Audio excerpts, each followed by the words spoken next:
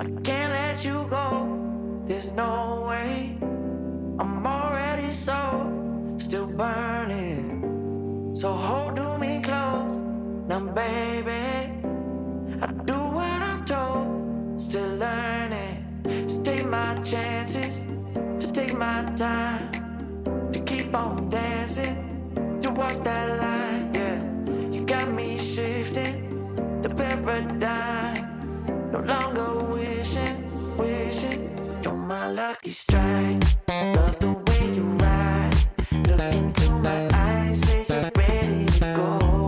$1 million life, yeah. We could roll the dice. Act like you're surprised, but you already know. Oh yeah, got lucky overnight. Jackpot when I got the invite. Let me wrap my arms around you, cause I can't go home without you. And my heart just vibe with you, babe. Wanna go sky high with you, babe. Gotta bring you close to tell you that you're my lucky strike. And I got to tell you, if you didn't know, then I got to tell you that you're my lucky strike. And I got to tell you, if you didn't know, then I got to tell you that you're my lucky strike. Cooler than cold, I'm all in. So load up the dice, so heavy. The way that you roll, I'm falling. So I never fall, I'm ready to take my chances, to take my time, to keep on dancing, to walk that line, yeah. You got me shifting, the paradigm. No longer wishing, you're my lucky strike. Yeah. Love the way you ride. Look into my eyes, say you're ready to go.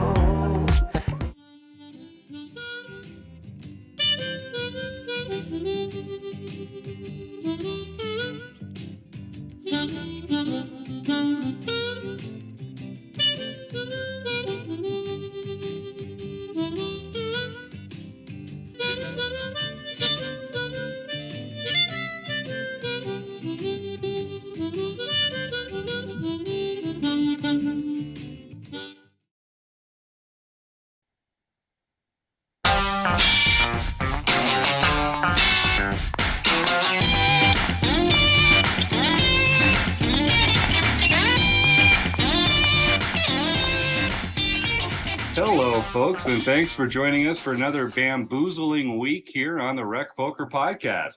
If you don't know what Rec Poker is about, we're a friendly, enthusiastic group of recreational poker players. We like to get together, study together, have fun, play the game of poker, learn from each other's mistakes so you don't have to just learn from your own dang mistakes all the time, because who wants to go through that?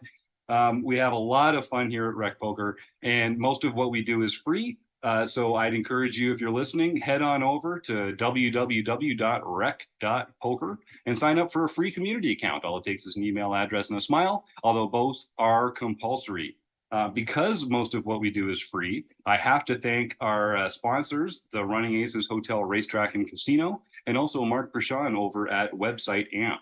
And of course, I really have to thank our premium members who pledged their $15 a month to help us keep the magic happening over here. It doesn't sound like a lot to you, perhaps, but for us, $15 not only is a great value on the poker learning you're going to receive, but it's also makes a big difference to what we're doing, and it lets us continue what we're doing. So whether it's because you secretly hate us, like Phil Razor in the chat here, who likes to just come in and pledge his $15 a month so he can make fun of me with even closer access than would be available over Twitter, or whether it's fantastic folks like Roger Schutte, who not only is a contributing premium member, but also pitches in every week to help us with our podcast post-production.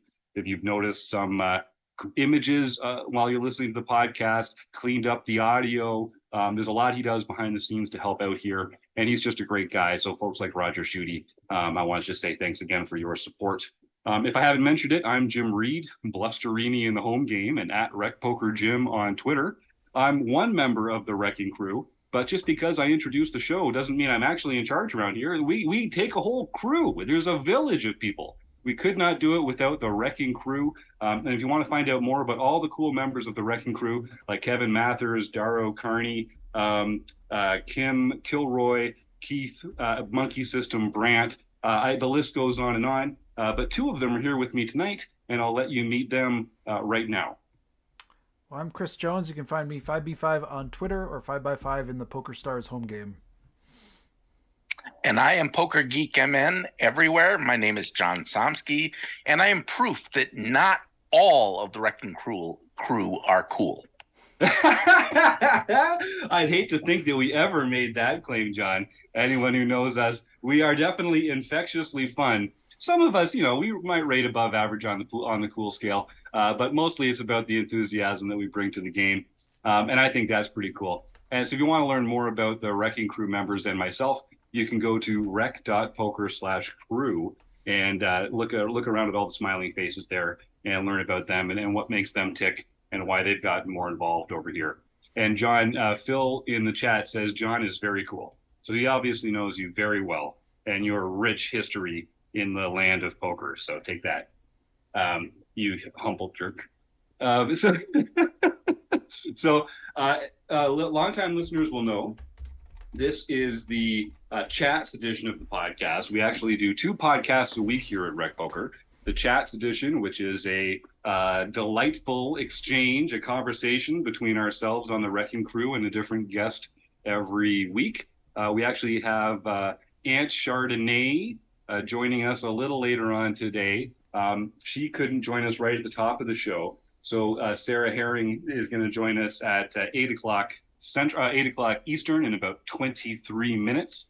I'm like 98% sure she's going to join us because I always get a little nervous when we start doing these live shows. And, Sarah's very reliable, but she is involved in the poker world like many of us. And she has a busy life with kids and other things going on. So I'm like 98% we're going to get Sarah in here. We did exchange messages today. I know she intends to be here, and I'm feeling pretty optimistic about it. Chris, what's your take on that? Who wouldn't shove their whole stack in with 98%? I know. I was just going to say 98%. That's like that's some pretty good certainty there, right there. I feel like we've got pretty good EV here. Well, Chris, as the producing co-host, that we don't typically even start the show until that guest is in the booth. We can see their face. They know that it's happening. So we're going out on a limb here in the live streets. We're out in the live streets. But I do feel optimistic. Sarah is such a cool, fun person. She's been on the show before. I feel like that's a tribute to her that you're giving her 98% credit. Like that, there are other guests where it would be like, it's a coin flip at this point. I don't know. Oh, yeah.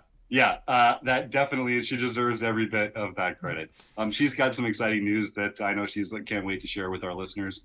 So I'm looking forward to that. But while we've got about 20 minutes before Sarah joins us, normally at the end of the show, we talk about our home game results. We go over some upcoming events, that sort of thing. We'll do the food bank draw. So we'll just do all that stuff at the beginning of the show instead. So we're going to get started right now. We're just going to talk a little bit about what's coming up in the Rec Poker calendar.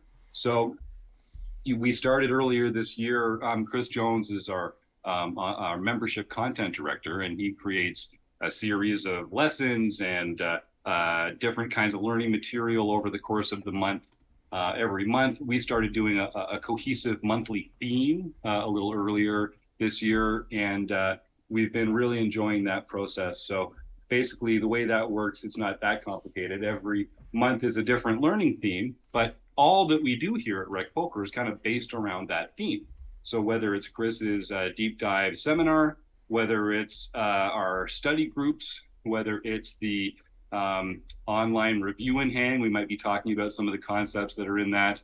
Andrew Feist, who runs our Learning with Partners program, and actually I'll just talk about this a little bit because I don't think people understand how impressive the Learning with Partners program here at Rec Poker is. So I told you at the top of the show, it's $15 a month to join our premium membership. And if you use the code Rec Poker, it's only $5. So I would encourage folks, go give this a try, because what we do is we've got great relationships with a lot of excellent training sites out there, and they know how important it is to grow the game at the recreational level. So I'm just going to list off a few poker sites here. And when I do, I want you to think about this. These places, they charge $40, $50, $100, $200 a month to join their premium training sites to get this tip of the spear training material in the poker world that they produce. They're all poker geniuses. You know, this is the Rec Poker podcast, but these are pro players and coaches that know more about poker than anyone on the panel here they've forgotten more than we've already learned, and we don't pretend to be in their class when it comes to really high level poker knowledge. That's, you know, we're kind of in between. We bring recreational players up to the point where they can take advantage of that amazing stuff, but we don't pretend to be the best players in the world. We just love the freaking game more than anybody. So these amazing training sites, they give Rec Poker Premium members access behind their paywall. So if you're a Rec Poker Premium member, for $15 a month, every month, you get to go and take a look at things from the Poker Forge, Solve for Why, PokerCoaching.com, Learn Pro Poker, Red Chip Poker, and a couple others that we don't do every month. But you can go and get fantastic things from Gareth James's MTT Poker Academy, and a lot more beyond that. You get backstage access to things like KL Cleaton's Range Trainer Pro, advanced poker training from Steve and Alan Blay. So at this point, we've been doing this for a couple of years. You can actually go back and look at an archive, 2 years of advanced training material from all these other sites, all included with your Rec Poker Premium membership. So, for instance, the month of October, the theme of the month was 3 bets as from the point of view of the aggressor. And so just looking through the videos that have been released in October, there's a Learning with Partners video from Learn Pro Poker that involved a live play hand review with Ryan LaPlante and Rob Gardner. We also have a study group every month that's based around the Learn Pro Poker material that comes out. So it's a great way to get involved in that. We had How to Play 3-Bet Pots Part 1 from PokerCoaching.com. We had a how-to guide on 3-bet, 4-bet pots from Solve for Why. We had Turn Calls into 3-bets from the Poker Forge. And it's only, there's a whole other week still left in the month, so we don't even know what's still going to come out. So this is just an example of how your $15 a month gets you access to not only the monthly training material that Chris and the rest of the crew puts out here and creates ourselves every month, but also this kind of curated view of what goes on behind the scenes at honestly the best training sites in the world. And I'm just so proud that Steve Fredland, who put this whole thing together back in the day, and Chris and John and Rob and Taylor and Andrew and I and the rest of the gang here have just done such a good job making these folks understand that they can trust us with this material, that they know that our members are going to get engaged and enjoy this and use it to take off. And of course, we also have some great discounts if people want to go to the next level and start learning with some of these partners directly or take advantage of some of their coaching programs. So if you go to rec.poker, you can just type Learning with Partners in the search, or you can go to rec.poker/resources, or you can just check out the video archive directly. There's a Learning with Partners category there. And I think it's one of the things we do best is kind of this curating, because honestly, there's so much amazing content out there. There's so much amazing content out there. I think a lot of people that are kind of learning more about the poker world, one of their problems is it's a little overwhelming. It can be a little hard to do, well, what should I study next? Who should I listen to? What site should I join? That sort of thing. And if you are a Rec Poker Premium member, you get like a little taster's choice of, like I say, the best sites out there in the whole world. And it's all part of your Rec Poker Premium membership. So I'm pretty excited about that. I just don't think we do a good enough job talking about it and telling people how exciting that is. So I encourage people to come and give that a try. Try us for 1 month for $5. Something tells me you're going to stick around for a second month because there's just so much cool stuff going over here. And that's just in the learning department. We've also started adding a few more social events to the calendar. The Fun Country Online Play and Hang is on Thursday nights now. It is a fun social atmosphere, but you also get to win $25 just for showing up for free. And of course, we have Kevin Mathers in our Tuesday night online play and hang every week. He's such a gem. I love hanging out with that guy, talking about what's going on in Hendon Mob and the poker world generally. That's a pretty social time if you're considering taking a step into the Rec Poker Premium membership. You should know that on the fourth Tuesday of every month, we actually open up our online play and hang to all community members. So you don't even have to be a premium member to get involved. You should be able to just go to rec.poker with your free community account, and you can click on the link to join the community online play and hang on the fourth Tuesday of every month. And so I'd encourage folks to do that. Come chat with me and Chris and John and Kim, the real Jim Gibson, and all sorts of other folks who show up and have a great time. Even Phil shows up every once in a while. But despite that, it's really fun, I promise. So that's we do that on Tuesdays. We got a lot of other fun stuff coming along, of course. But I want to just tee Chris up here a little bit because we're talking about what's coming up. We're talking about the themes of the month that we've been working on so far. I mentioned that October was 3 bets as the aggressor. So for November, it just made a lot of sense to be the theme of the month to be defending against 3 bets. So Chris, why don't you talk a little bit about sort of how you decide what themes to put together and what you're excited about coming up?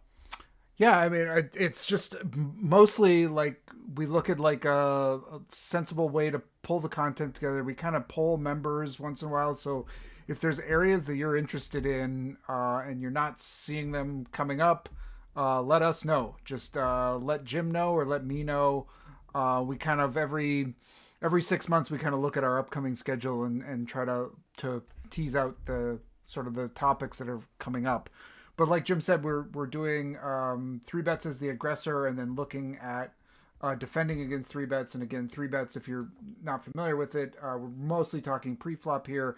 It's, the blinds serve as the first bet. Then when somebody opens, it serves as the second bet. If somebody raises an open pre-flop, that's called a 3 bet. And so we're looking at both taking that action ourselves and how to protect ourselves or defend against those kinds of actions. We're looking at those October, November. Then in December, we're getting ready to talk, and I think this has been a really one that has a topic that's been requested quite a bit, and that is playing against limpers. And I think we're really trying to meet people with this where they're at. You know, when people have reached out to us in the past, they've talked about, you know, well, that's great and all, but nobody in my game plays GTO, and I usually see 5 or 6 limps, and I don't know what do I do against that? And so we're going to really talk about approaching our play against a sort of a limp happy table. We're gearing up to do our play and learn session. We've got some plants in the audience for that to take on some different limping styles. It should be a fun thing. We'll have lots to talk about coming out of that. And then in the new year, another one that I think just in January, our theme that has another one that has been as a result of people's request, and it's a very complicated topic, but we're going to talk about approaching multi-way hands.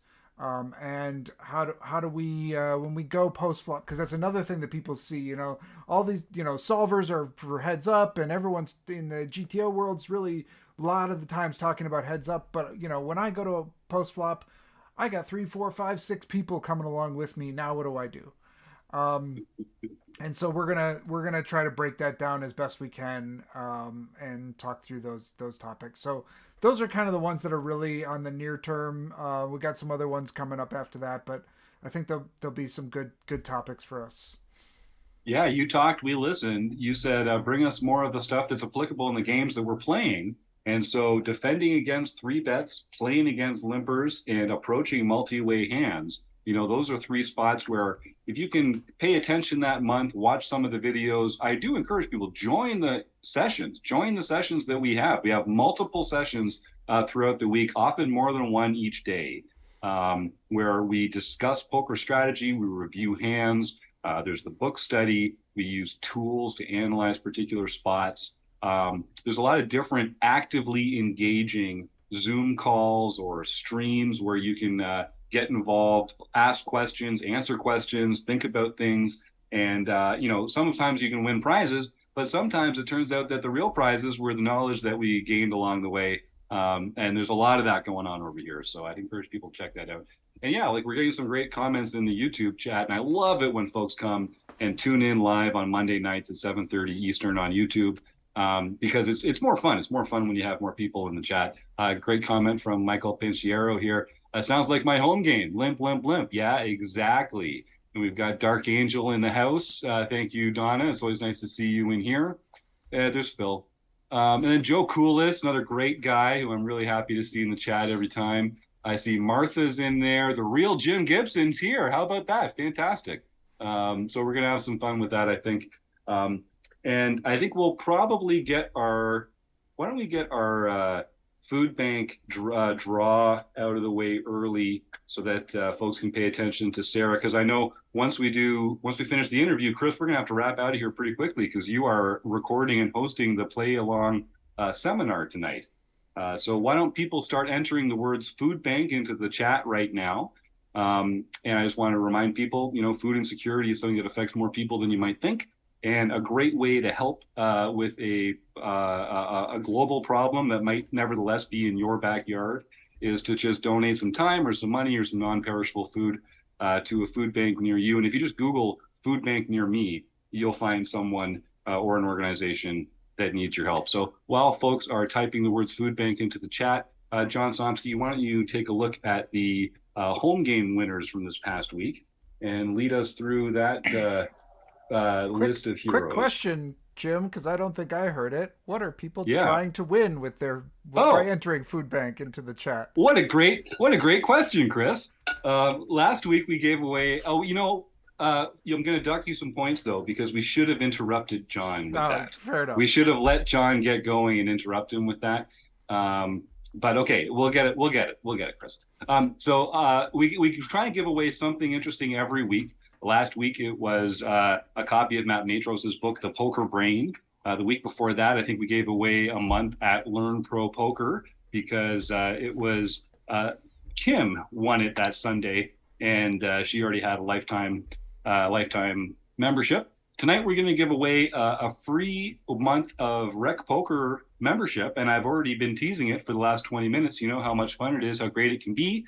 If you are the winner and you are not a Rec Poker Premium member, bam, congratulations. Email me, jim@rec.poker, and I'll set you up with a free month. If you are a free premium member already, we'll take that $15 and apply it towards a credit against any of the coaching or learning or training materials that we have available in our shop. Any of the one-on-one video review, database review options, anything like that that you find under our coaching tab in the shop, working with Rec and Crew members who want to help you take your game to the next level. We'll take that same $15 and apply that towards that. Thanks for setting me up there, Chris. So yeah, I see a few people have entered food bank in there, but John, why don't you lead us through the home game heroes for now? All right, we have Cisco Kid 27, Charles Smith won his first nightly victory for the year. Nice. B-Chip Charles Allen got his 7th. He is slaying. He is. He's had a hot streak lately. DCS 2005, Jack LaRue got his 3rd nightly victory. Way to go, Ivor Big One got his first nightly victory for the year. Nice. Pet Vet 33 got got her 9th nightly victory for the year. And then Les Paul 99, Michael Pinciero got his 3rd nightly victory for the year. In the chat tonight. Nice work, Michael. And then on to the mixed game events. B-Chip Charles Allen got his 3rd daily mixed practice victory for the year. He really is on fire. That's amazing. Then 7 High 11 got his 2nd international victory. All right. Yep. Nice work, John. Izanma got his 4th international victory. You're so good at that now, John. It actually kind of like I'm a little disappointed how easily you just roll that baby off. Izanma has been winning for a long time now because he was one of the first people that we used to make fun of you for mispronouncing their name, if memory serves. Yes, I cried several nights about that as I fell asleep, holding myself, weeping. Yep, that sounds like us, bunch of jerks. Someday we'll go back and I think we got to go back to some of those old episodes and just get some audio clips of the first time. That's a great idea. Isnma shows up. I think those I love that. Those would be good. Let's do that for the Christmas special or for John Halloween spook special. You just want me to cry all the time. LPP Sunday event then on October 23rd. John Lutz got his first victory. So he can contact Jim at rec.poker for his free month at Learn Pro Poker. That's beautiful. And John, I think you might have won this already, but you know how it works, buddy. Send me an email, John Letzi, Jim at rec.poker. You're going to love what's going on there at Learn Pro Poker. Getting a free month there is no mean feat. I see there's some great stuff happening in the chat over here. So first of all, I love that we've got some international listeners. I like that Phil's getting into just ranking all the people that are greater than me. That's, pull up a chair, Phil. You're going to be here all night if that's your angle. Phil does say, every once in a while he says something nice. I don't know if it's just like it slips out by accident, but he says the Tuesday night hangout is a blast, and gets a cosign on that from Joe Koulis. And then a really awesome comment here. So Joseph Koulis, who's one of our premium members and a great guy, says that to make this an actual charitable event, he will match donations to your local food bank up to $100. So he's going to, a total of $100 across all the people that donate. Joe, you are such a good guy, man. I always enjoy talking poker with you. You've got this generous spirit. I know you've donated to a few food banks since we started doing this. I know it's a cause that you support as well. And it's just, I love these Rec Poker members, man. These Rec Poker members, they're just good people. We're a self-selecting group. We ostracize the jerks. We just don't, the jerks don't stick around for very long around here. Whether it's their idea or our idea, they tend to find a pretty early exit from the Rec Poker community. So that's how we get great people like Joseph Koulis here. So if people do make that donation, I'll just make this easy. Send me a screenshot of your donation to a local food bank anytime this week, and I will liaise with Joseph. And I'm calling you Joseph because I see it. I just see your name, Joseph Koulis, up there. But my friend Joe, I'll just call him Joe. I'll liaise with Joe this week and make sure that he matches that. And that's a fantastic offer, Joe. Thank you so much for doing that and for making a difference in the world. It's just a great way to make a difference. It's a great way to help people that actually need your help, your neighbors, your friends. You might be surprised at who needs a helping hand every once in a while. This is a great way to do it. And I should shout out Eric Jin, who has been hosting our Fun Country online playing hangs on Thursday nights. Won again this week, even though he had some stiffer competition. But Eric, way to go, man. It's been the Eric and Evil Roy show. It's been the Eric and Dave show over there. We tend to get most of the seats full, but Eric and Dave seem to just be chopping it up every single week. The road to that $25 prize from Fun Country Poker seems to go through them. So I'd encourage folks, let's shake the tree a little bit. Let's get some other premium members out to this event on Thursday nights. It's every Thursday night, 10 o'clock Eastern. It's free to play, and you'll be one of 9 people competing for this $25 prize, compliments of Fun Country Poker. So do come and check that out. And yeah, Phil, good point. You are still here. Jerk. I don't know. All right, well, yeah, we're going to keep working on you. I'm gonna say, did you notice you didn't send you your personalized invitation to the show tonight? Just saying. All right, well, I see we got a lot of people typing in. That's right, John, I love that. These are so much more fun since we started doing them live, man. I was having a great time before, but this is really fun. Okay, so we're gonna start. Evil Roy was the first person. Oh, plus we have to get back to the stream scandal of the century before we go any further. So we haven't actually talked about this since last week, but there's a big controversy taking the YouTube streaming Rec Poker podcast world by storm, which is was Phil third or fourth? Oh, that was, yeah. In the draw last week. Yeah. We've gotten into some forensic accounting. We've looked at different screenshots. We've decided that Phil was actually totally. He was, as far as he can tell, he was the right person. His screenshot and my screenshot do not line up. The order of the people is different. I still have no idea how that happened. But I tried to get Joe Ingram to do a podcast on it. I think probably 9 or 10 hours would suffice to get to the bottom of this. I don't think it needs to be one of his marathon ones, but I have not heard back yet. So I'm not sure if maybe he's having a problem with his email. I don't know. Phil, I don't know if you've heard back from Poppy about doing an interview expose, getting to the bottom of this. He might not be ready to get into something this juicy. You know, he's got to stick to cheating scandals and whatever, because like this is a level up. Yeah, you're not wrong. So I guess, Poppy, when it's time to take the training wheels off, come on over and help us out here on the Rec Poker podcast and let us know. Okay, so given that we have now established that everyone's view of the chat is different, how are we going to know what is the authoritative order? It's a great question. I mean, I think I'm just going to have to go by what's in front of me on the screen. And then if there is some, controversy, we're going to have to come up with like a second prize or another kind of prize or a consolation prize. I was impressed and surprised by Phil, who said, you know what? He's not even angry about it. Just, grovel and apologize on the show next week and make sure that the real winner gets the prize. And so that's what we're going to do. So Jack is going to win the prize from last week, but we're about to, Sarah is here. The 98%, it has come through. I am so excited for this. This is awesome. Sarah, thank you for joining us here on the Rec Poker podcast. Oh my gosh, you guys, I feel like it's been an eternity. I know, right? And Too long. And the sound and everything is working. Like it's really, I have always like used my poker news computer, right? And my poker news stuff. And now like trying to reset up my life on like other devices and things, like, oh my gosh, it's such a stupid little nightmare.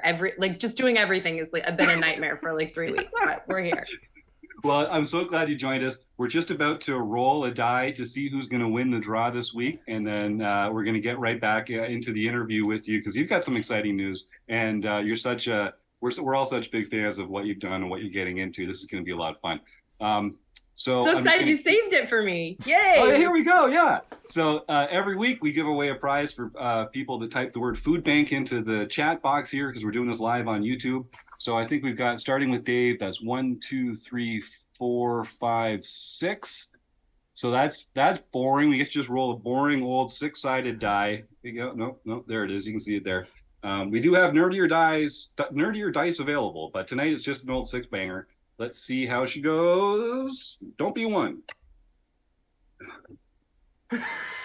It's a 1. It's a 1. You made it happen. It's been a lot. I'm even rolling like different dice for this. Last time I did this 6-sided one. I think I chose a different color. It encourages people to go. I mean, you got to be quick on the. It does. Yeah. But it's almost like he flips a coin, and if it's heads, it's a 1. Otherwise, tails, it's every other number. Yeah, that's right. Okay, well, that was Evil Roy Slade, Dave Westerveld. So Dave got to be one of the. So Dave's a premium member here at Rec Poker. He's pledged his $15 a month to help out with what we're doing, and he is definitely making bank this year. He's won free months. He's won coaching credits. He's won more $25 prizes in the online play and hang than anybody else. He told me last week he's officially in the black. He's making money through his Rec Poker Premium membership. So congratulations to Dave. If you're listening, I know you're listening because you're watching us live. Send me that email, my friend, jim@rec.poker, and we'll get you all set up there. So, Sarah, so you've got some fans in the YouTube chat already. Donna Dark Angel, who I know you're familiar with, says, "Hi, Sarah, congrats on the new show and good luck with it." So yeah, she knows what's up. Dude, me and Donna, we go way back. I feel like the female community, right, is small enough, but there's also there's a certain small community that's kind of active, I feel like, on Twitter, that pays attention to what's going on, and you just get to know each other, whether it's in real life, in the social media land, you get to know each other for sure. Well, Sarah, we've talked about this, getting you back on the show for a while. You have such a sunny disposition within the poker world, which I feel like is not universally present, but it's very on brand with what we're doing here.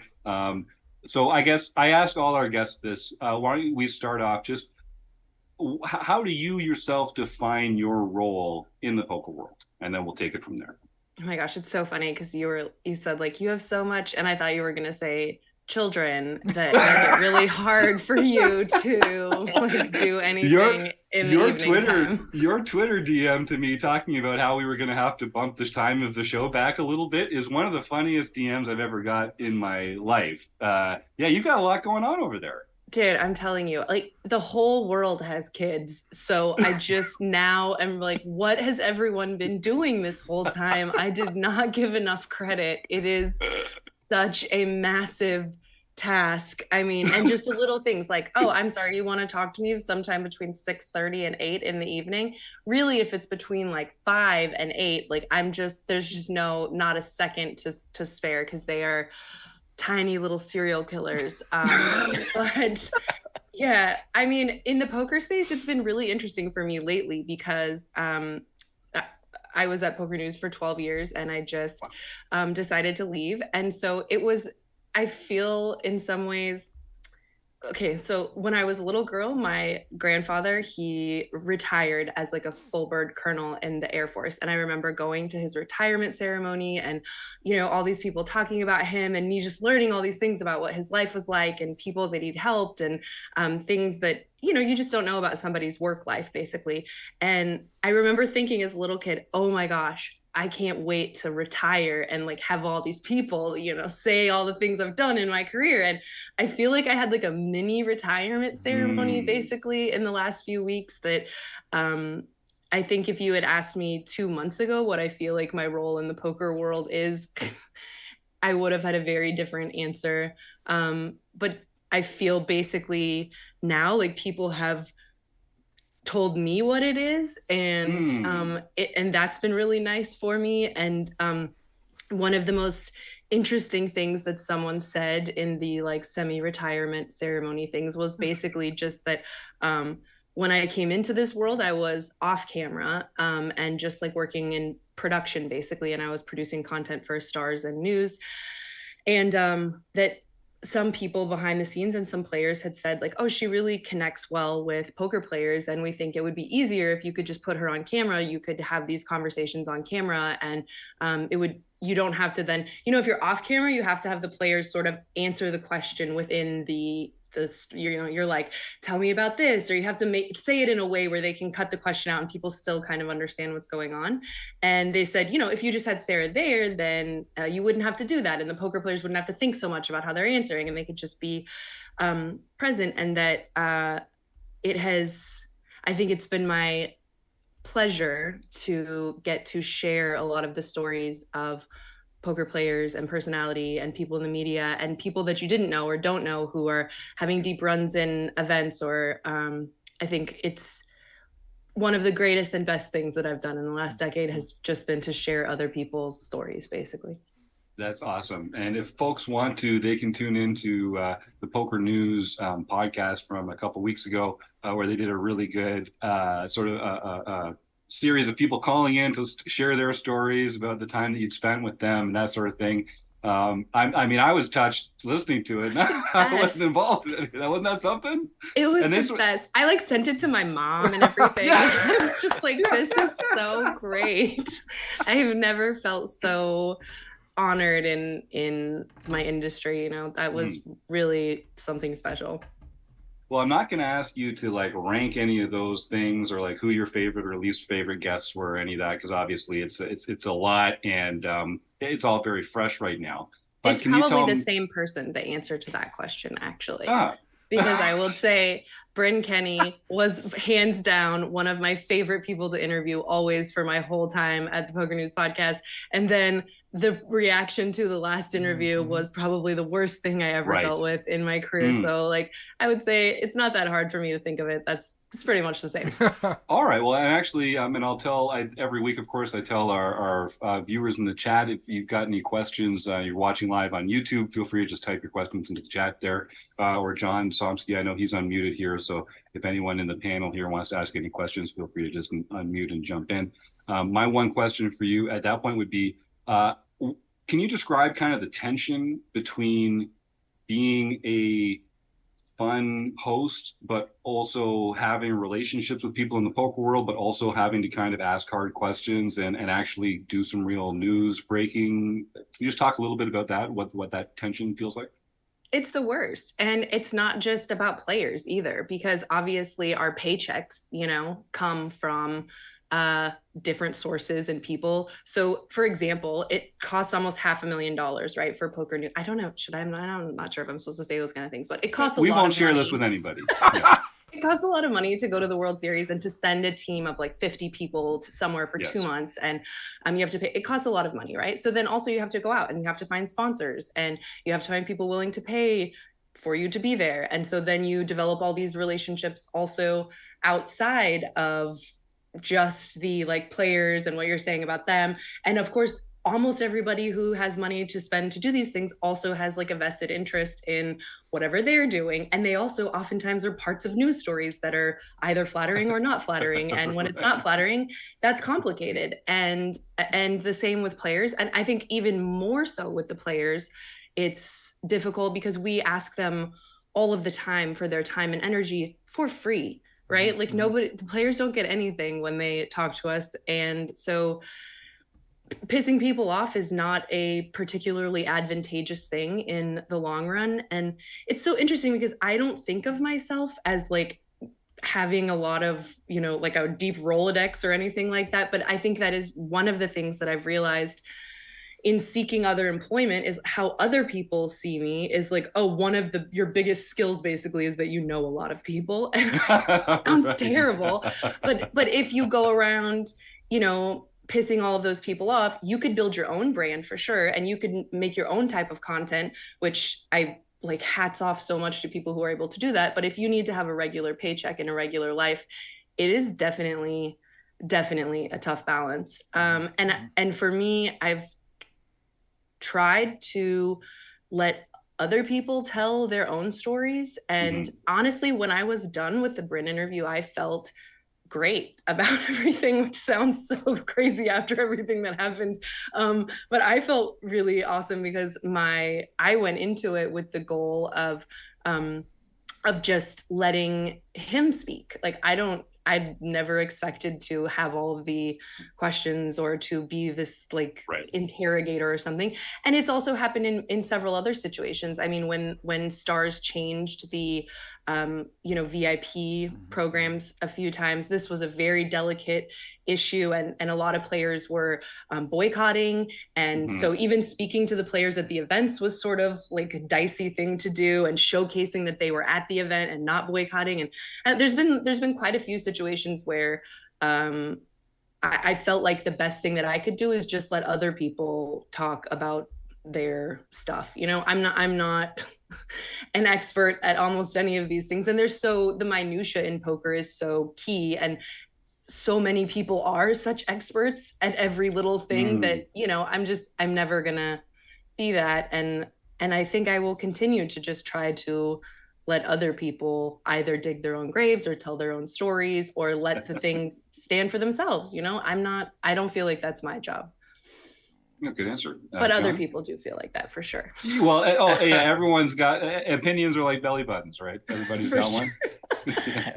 Well, I just wanted to say, at least from my point of view, I think you did a really good job during that interview. It was a very difficult situation to be in.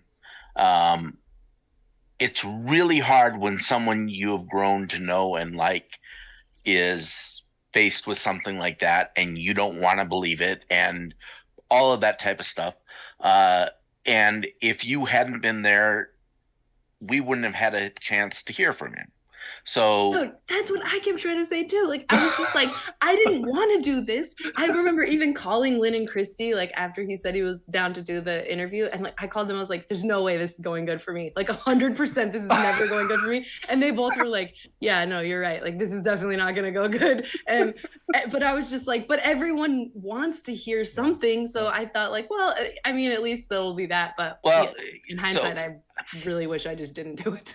You were in a no-win situation, but I think it was a really good thing that you did do it. It was a service to the community, and the people who don't understand that just can go to hell. I appreciate that, because a lot of people don't, but I think a lot of people who are really in the industry do understand and did see what it was. Yeah, so I want to thank you personally, at least. Thank you. I really do appreciate that. And the people who did reach out to me and said, their thoughts, which were kind, it really did mean a lot at that time. I just was feeling so like just pitchforks were out. And I honestly was like, I don't even know if I want to be in poker anymore. This is so like, I just wanted to get away for like 2 weeks and just not even like look at anything. And but then there were so many people that I really respect and people that I didn't expect, that came out and that made a huge difference to me. Yeah, that's how I feel every time I register a live tournament these days. I'm just like, get to the end of it. It's like, that's it. I'm out of this. Peace, losers. I'm toast. All right, yeah, Chris, did you have something? Well, Sarah, I mean, one of the things that I think is exciting is that you are sticking with poker, and I'm wondering if you can just talk a little bit. I know that it hasn't been revealed everything that you're going to be doing, and maybe you don't even know yet. Maybe you're kind of taking this time to figure it out. I've read somewhere that your title is going to be head of instant media. I'm not sure what that means, but I'm wondering if you can kind of like, help us understand what you see your role being now in this kind of transition for you. It is so funny because the discussion on what my title should be was so epic. And I honestly just don't really care at all. And I think the hard thing is, even when people ask me, especially people who don't know poker, when they ask me, what do you do for a living? I'm just always, it's like, to even begin to explain what I do just seems so ridiculous. I always say I'm a presenter and producer in the poker space, which people are like, oh, that's so interesting. But really, it's like, I think my own role has changed so much because social media video has changed so much because it's so social media now, right? So I used to be doing a lot more. My background is in film and television. So coming into this, doing video was pretty much all my focus, and that's all I thought about. And now people don't have the attention span for that, and also the algorithms are not really pushing that. So when I came back from maternity this last year, and the Poker News had shifted to this sort of different corporate vibe or whatever, we didn't have somebody who was actively like managing all of the social media platforms. And so I just took on the role at Poker News, which I think we called digital media manager. So it was running the social channels and then also the YouTube. And so, I mean, gosh, in the 2 years, and I give so much credit to Poker News for giving me the space to do this. Like, I just had to learn a lot. I am not like a very active person on social media. I'm not particularly interested in social media in my personal life, but I spent a lot of time digging into this short form video content, into some of these new and emerging platforms. And, I don't think you could be using YouTube at this point and not diving into shorts as much as you can. Instagram, we all love Instagram. If you're not doing the reels, you're completely missing out on everything that's happening. I've gotten into the TikTok now. It's really sad. I'm like a close to 40-year-old woman now. I'm on the TikToky. Exactly. And I think that the way that people consume content is changing so dramatically. And I think it's also, my perception of it has also changed a lot because Christy, Lynn, and I have a Marco Polo chat, which an old friend of mine from elementary school told me about. And she's like, I want to do this chat with you. It's actually kind of an antiquated app, but I think it's coming back. But basically, it's like you send each other video messages. So Lynn's in Australia, Christy's in San Diego, I'm in Texas. We all have children. It's very complicated to arrange for us to sit down and have a call together. So just at your leisure, you watch other people's videos to you, and then you respond. It has like a little notes section. And so I also think as a community, the way that people are starting to use Twitter, the way things are shifting, even in there, is people are just posting messages. This is what I think. This is my response to this thing. And so, you know, it's not 100% flushed out, but what I think the ultimate goal is to create a space and a community where we can connect with each other, and connect with the news. In my space, it will be as much about video as possible, but mostly to just be like, let's talk now. Let's get opinions now about what's happening, and to create a space where everyone's like, okay, we have this drama going on. We know where we're going. Let's go right to poker.org. And that's where we can suss it out, flush it out. And in case I didn't say, I'm going to poker.org. And, you know, I still also am not 100%. I think actually even poker.org is kind of like figuring out exactly what they are going to be and what this is going to look like. It's a big gamble for all of us, you know, like a year from now, maybe it's not even a thing, but the people that are involved are people that I just respect so much. And so regardless of the kind of gamble or the questions, it just made me feel like, okay, this is something I want to be involved in. And it reminds me a lot of the sort of old school poker news days where, you know, it's a really small team of people, and you can get decisions made really fast. You know, there's only like 9 total people or something involved. And so if you want to get something done, you want a project, you have an idea, it's like you have 2, you know, let's collab, let's talk about it. Does this make sense? And if it does, let's make it happen. Let's get it done.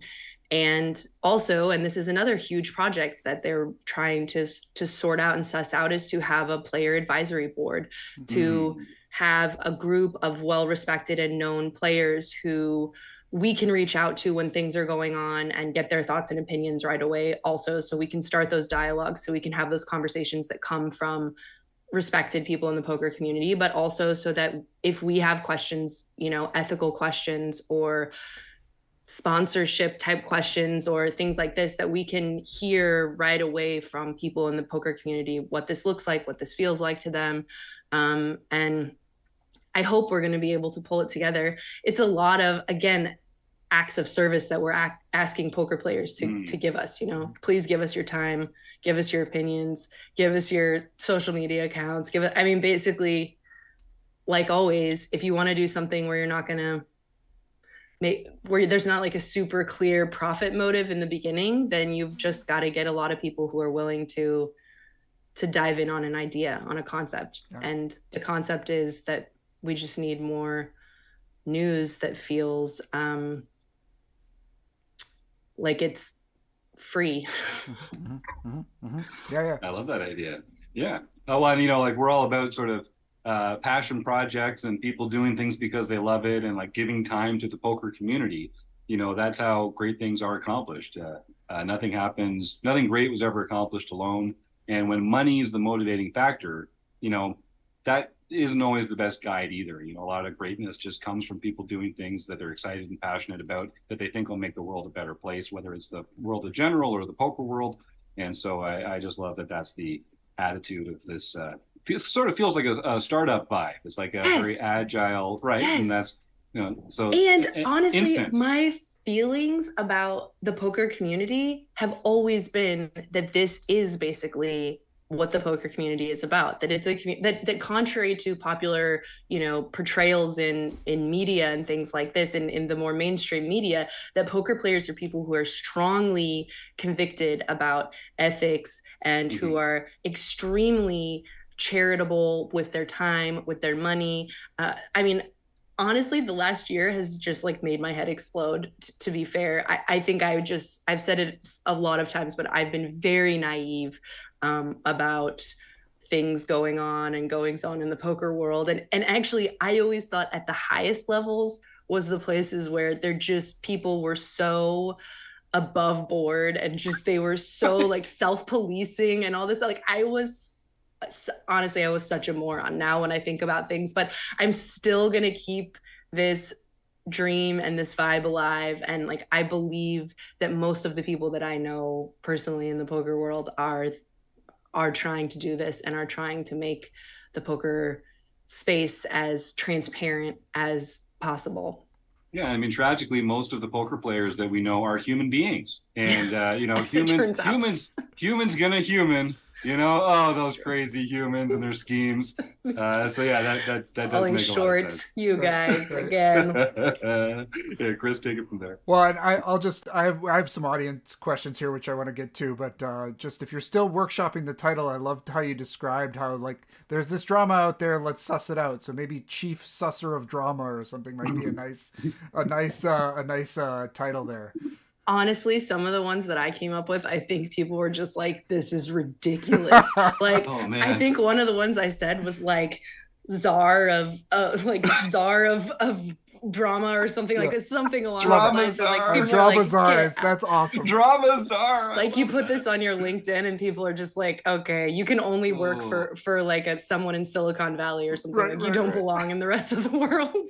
You guys almost got a little mini Gross can right all over the screen for that one. That was well timed. Well, but we do have some comments. Dark Angel has a question and some comments coming in here. She's just saying, you know, no matter what you would have done with Bryn, it wouldn't have changed a thing. So well done for doing it. She also really thinks that shorts, reels, and TikTok are the way to go. So people don't have a lot of kind of have really short attention spans these days. But her question for you, which you know, yeah, and it gets at, I think, one of the things that actually I'm going to ask this question in relation to a question that came up listening to that Poker News sort of tribute to you, where Christy Arnett sort of advised you early on in your career. You told the story of how she said the only thing that's really working, or the thing you're doing the best right now, are your blooper reels. And you said that kind of hurt, but it also helped you sort of like reflect on when you were kind of being your authentic self and that kind of thing. So I guess this question comes in line with that, because Dark Angel asks, what's your most embarrassing moment in poker? Oh my gosh. Wow. You know, it's so funny because the most embarrassing things I did were in the very beginning, and I didn't care that much yet what people thought about me. So if I think now, you know, like I carry the most shame, obviously, in that like this Bryn thing feels like it's some like black mark on my name or something like that. But if you had asked me, would I do it differently? Would I even know how to have done it differently in that moment? No. But did I do some like, okay, so here's two super embarrassing things I did at my very first event on camera. The first thing, actually, I did 3 really embarrassing things in the very first event, which all makes total sense. But now that you guys knowing poker, you'll get how horrible this is. So I was interviewing, so Nick Schulman and Eugene Kachalov were playing in a super high roller, and there wasn't super high rollers every other day. That this was a $250,000 super high roller at the PCA, and this was like so hyped. Everyone was paying attention. It was crazy. I think it ended up being Eugene and Daniel Negreanu heads up, which was huge because then Daniel was going to take over the money. But at the time, it was still the final table, and it was Nick Schulman sitting with Eugene Kachalov, and they were best friends, right? So this is such an interesting story. Oh, this is so juicy. And, you know, Nick Schulman's just like tall and handsome and all the things. And I was like, oh my gosh, you guys, he's actually like so cute. Let's go talk to him. I was like, I had a boyfriend, but like, you know, he's not like the typical poker player.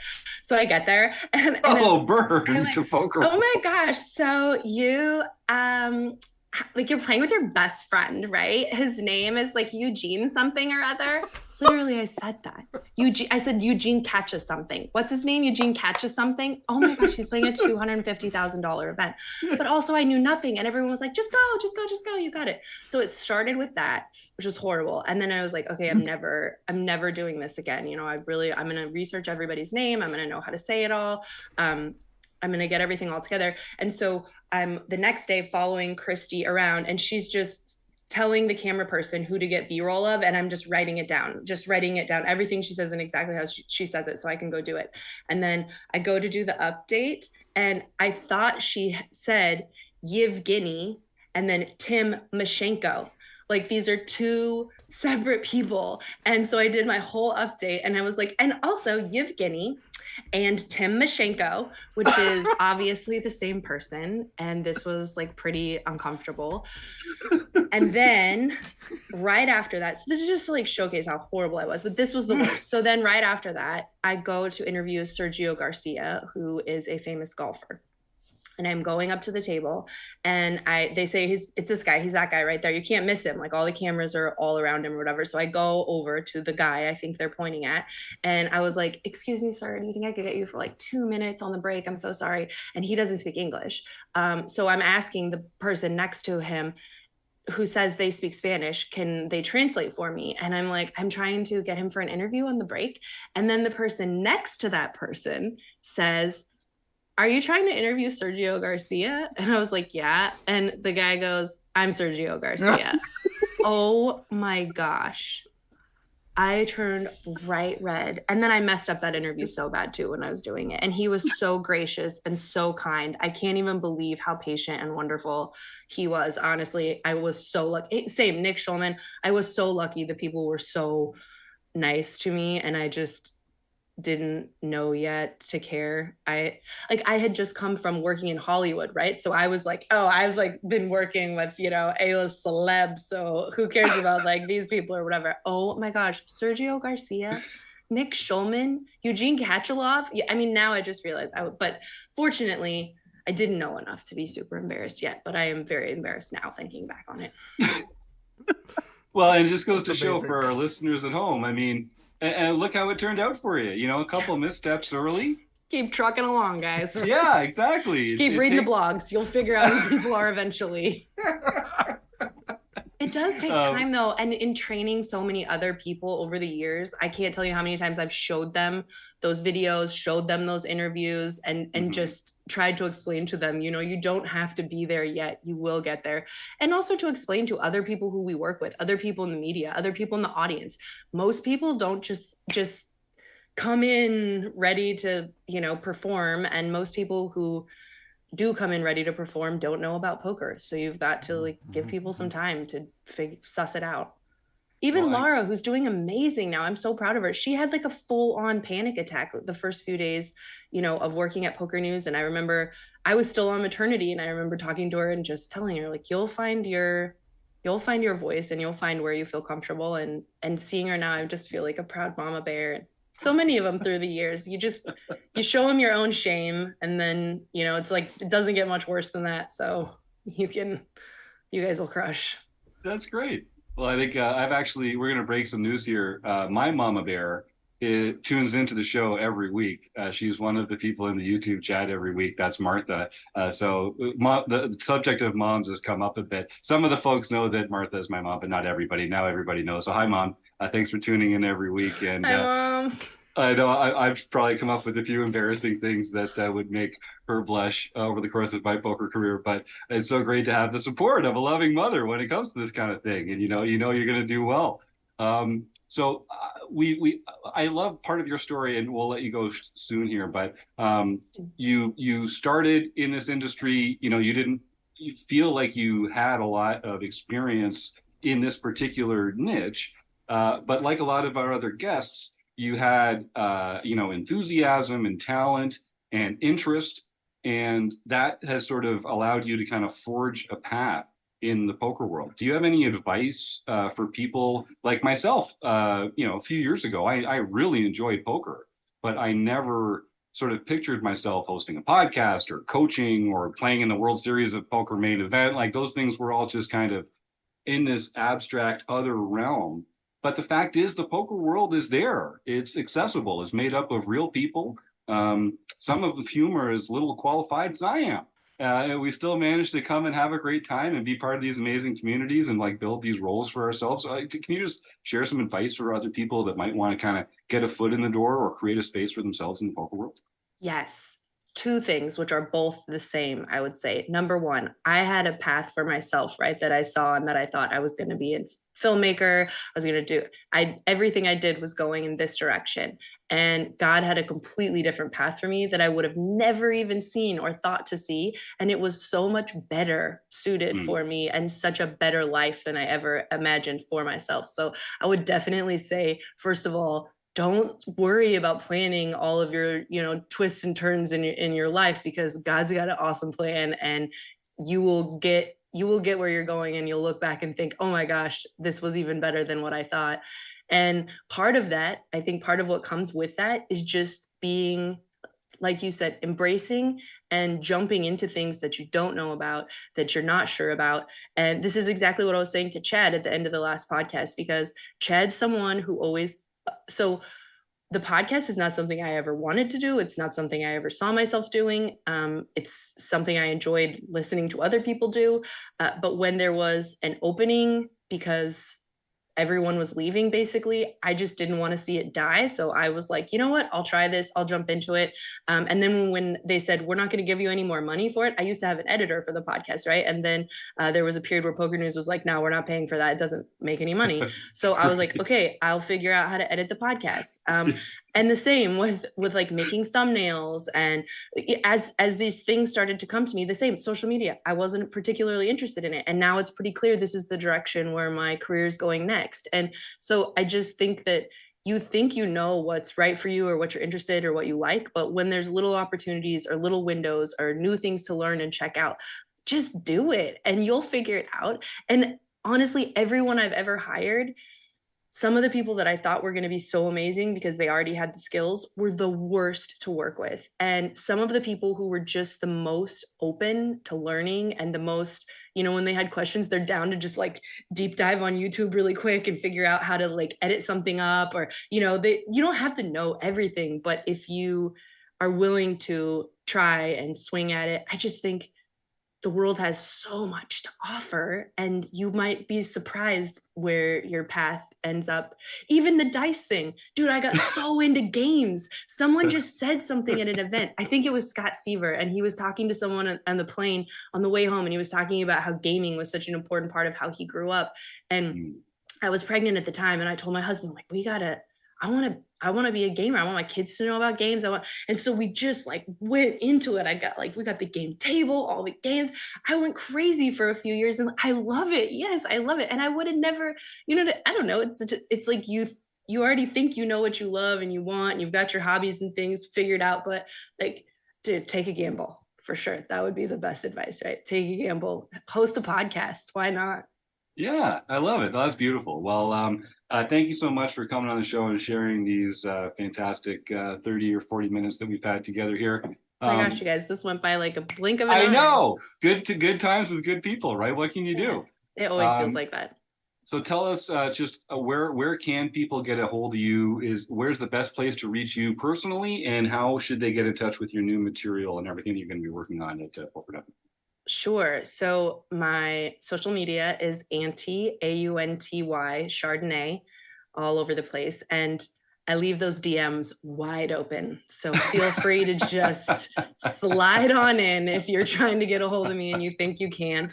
But that's also my email, auntychardonnay@gmail. It's all pretty just Aunty Chardonnay all over town. And then, but I do go super dark on my social media periodically, and it's not a conscious choice. I actually really want to be better and more active. I really have been trying to be more active, but when I have a job, which I haven't for the last week, which is also been wonderful. But when I start again, November 1st, it'll be at poker.org. And I have been in I've been in a real like managerial position for the last few years. And I'm hoping that I'm also now going to, because there's so few people in this, that I'm going to dive deeper again into creating some content, and I'm really looking forward to that. So I hope you guys can find the content on poker.org, and hopefully I don't piss off too many people, because I still do need them. I mean, you got to piss off a few people, or else it's just pablum. I want to talk about drama. The right ones, right? Going to piss people off for sure. But yeah, so we'll see. Poker.org. I have a feeling I'll probably go to the PSPC in the Bahamas, and I think that's where we'll really start kicking off some of our content. That's awesome. John, did you have something to add? Well, there? I just wanted to say thanks for staying in the poker realm. I think the poker community is better off with you in it. I appreciate that so much. Nicest I really guy do. in poker. Nicest guy in poker. All right. Well, says the nicest guy in poker. Okay, we see you. It's true. So normally our guest interviews happen in the front half of the show, and we allow you to sort of gracefully exit while we move on to the rest of it. We're going to close it down right here, which means that you get to listen in on our extended outro music, where there's like a little awkward chance to dance and get funky as we roll on out of here. Wait, I know, it's right. Who made the music? That was actually a really cool guy named Pete, who is an old friend of Steve's, and he put down some slappy guitar and bass, and it's going to be it's pretty new. So we're pretty excited. The only guest in history who's subjected to this experience. So, dude, I can't wait. Let's get it. The right one. Auntie Chardonnay is here. Let's do it. So I want to thank all our YouTube folks. There's too many to thank in person. It's just so many people in here. Some new names too. Michael Miller, I see, and some other great folks like Eric Anderson. And my mom. Thanks, Mom. Mom doesn't miss the show. Martha doesn't miss the show. She's been following since episode 157, which was my first one. So how cute is that? She's the best. Love her to bits. And of course, I got to thank John and Chris for being here. Sarah freaking Herring. And our sponsors, the Running Aces Hotel, Racetrack, and Casino, and Mark Prashant at Website Amp, but mostly you, the listeners. Thank you so much for your support, and we'll see you again next week.